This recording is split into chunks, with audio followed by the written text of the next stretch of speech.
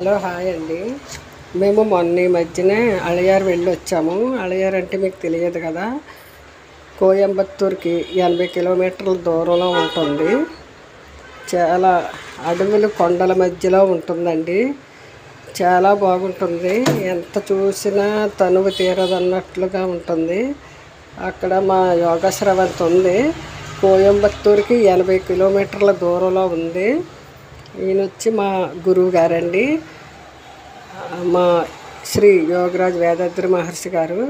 మాకు కొవ్వూరులో గురువు గారు వచ్చి కాశీ విశ్వనాథం గారండి. ఆయన ఇప్పుడు లేరు, కానీ ఆయన ముఖం చూస్తేనే మనకు చాలా ప్రశాంతంగా అనిపించేది. నాకైతే చాలా ప్రశాంతంగా, ఎవరిని పల్లెత్తు మాట అంటాం కానీ కోప్పడటం కానీ అస్సలు.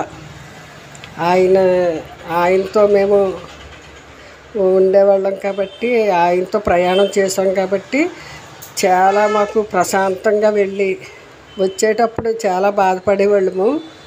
అంత బాగా ఆయన కూడా ఉండి కూడా మా గురువుగారు కాశీ విశ్వనాథం గారు అన్ని ప్రాంతాలు చూపించేవారు. చాలా చాలా చూసాము గురువుగారు ఉన్నప్పుడైతే.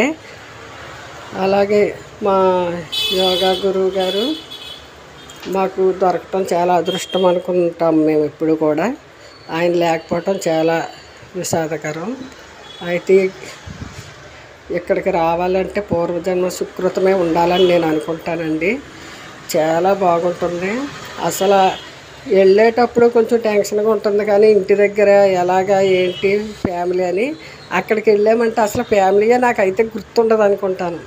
అంత అలా అనిపిస్తుందండి. చాలా బాగా అక్కడ మెడిటేషన్ అది కూడా చేసుకుంటానికి చాలా బాగుంటుంది. మనకి చాలా బాగుంటుంది. అసలు రావాలంటేనే బాధగా ఉంటుంది. ఈ కొండల మధ్యలో శివలింగాల ఆకారంలో ఆ మంచులో చాలా బాగుంటుందండి. ఎంత చూసినా ప్రదేశము మనకు చూడాలనిపిస్తుంది. మన మనసు కూడా చాలా ప్రశాంతంగా ఉంటుంది. మన ఇంట్లో కాడైతే ఎప్పుడు కూడా ఏదో ఒకటి టెన్షన్ తోటి ఏదో ఒకటి అలాగా అయిపోద్ది, కానీ అలా వెళుతూ ఉంటే మనకి మెడిటేషన్ అది బాగుంటుంది. మన మనసు కూడా కొంచెం పీస్ఫుల్గా ప్రశాంతంగా ఉంటుందని నేను అనుకుంటాను. అదిగో మాకు ఇచ్చిన రూము, బెడ్ అవి కూడా చాలా బాగుంటాయండి అక్కడ. ఇంతకుముందు అయితే ఒక 1000 మందికి అలాగా ఒక హాలే ఇచ్చేవారు. హాలు అప్పుడు కూడా బాగుండేది. అందరం కలిసే కులమత భేదాలు లేకుండా ఒకే హాల్లో ఉండేవాళ్ళం. అలాగే మాకు మా యోగ స్రవంతికి 2 మినిట్స్ 2 నిమిషాలు నడిస్తే వాటర్ ఫాల్స్ ఉన్నాయి. సరదాగా ఒకసారి వాటర్ ఫాల్స్కి కూడా వెళ్ళొచ్చాము. చాలా ఆనందంగా గడిపాము. ఎవరైనా సరే ప్రతి ఒక్కళ్ళు కొంచెం ఒక టైం లేదని అనకుండా ఒక్క అరగంట ఎక్సర్సైజులు మెడిటేషన్ చేసుకుంటే మనసు ప్రశాంతంగా ఉంటుంది.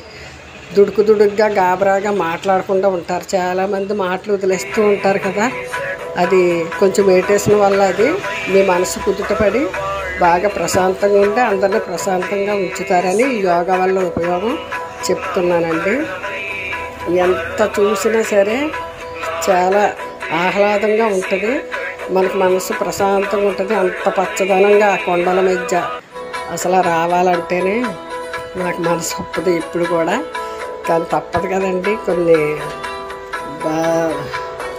బాధ్యతలు అవి ఉంటాయి.